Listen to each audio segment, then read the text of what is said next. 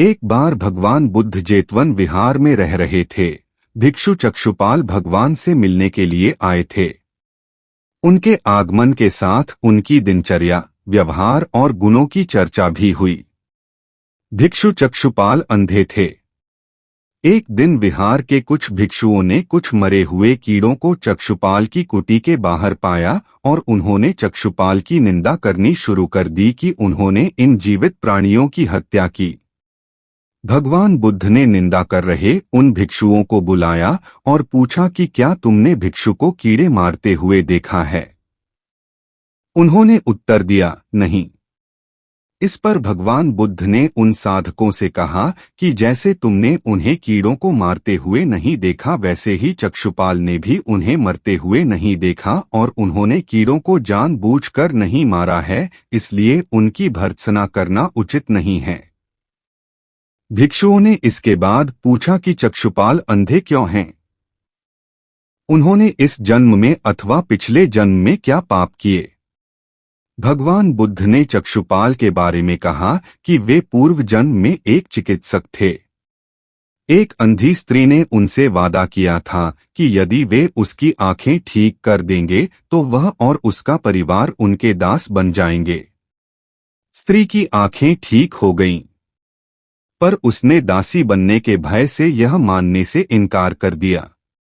चिकित्सक को तो पता था कि उस स्त्री की आंखें ठीक हो गई हैं। वह झूठ बोल रही है। उसे सबक सिखाने के लिए या बदला लेने के लिए चक्षुपाल ने दूसरी दवा दी। उस दवा से महिला फिर अंधी हो गई। वह कितना ही रोई पीटी, लेकिन चक्षुपाल जरा भी नहीं पसीजा।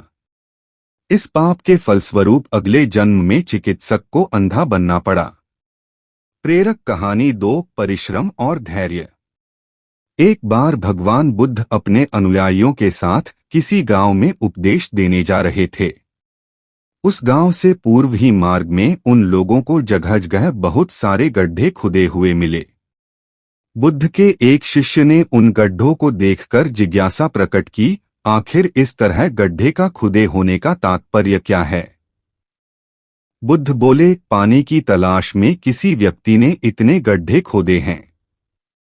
यदि वह धैर्यपूर्वक एक ही स्थान पर गड्ढे खोदता तो उसे पानी अवश्य मिल जाता, पर वह थोड़ी देर गड्ढा खोदता और पानी न मिलने पर दूसरा गड्ढा खोदना शुरू कर देता। व्यक्ति को परिश्रम करने के साथ धैर्य भी रखना चाहिए। प्रेरक कहानी 3, अमृत की खेती। एक बार भगवान बुद्ध भिक्षा के लिए एक किसान के यहाँ पहुँचे। तथागत को भिक्षा के लिए आया देखकर किसान उपेक्षा से बोला, श्रमण, मैं हल जोतता हूँ और तब खाता हूँ। तुम्हें भी हल जोतना और बीज बोना चाहिए और तब खाना खाना चाहिए। बुद्ध ने कहा, महाराज, मैं भी खेती ही करता हूँ। इस पर किसान को जिज्ञासा हुई और वह बोला, मैं न तो तुम्हारे पास हल देखता हूँ, न बैल और न ही खेती का स्थल।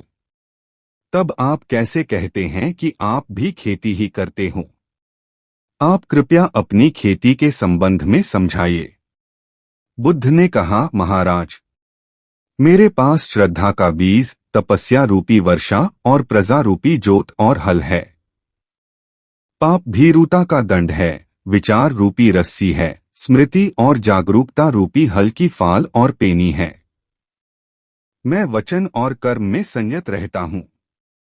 मैं अपनी इस खेती को बेकार घास से मुक्त रखता हूँ और आनंद की फसल काट लेने तक प्रयत्नशील रहने वाला हूँ। अप्रमाद मेरा बैल है जो बाधाएं देखकर भी पीछे मुंह नहीं मोड़ता है। वह मुझे सीधा शांति धाम तक ले जाता है। इस प्रकार मैं अमृत की खेती करता हूँ।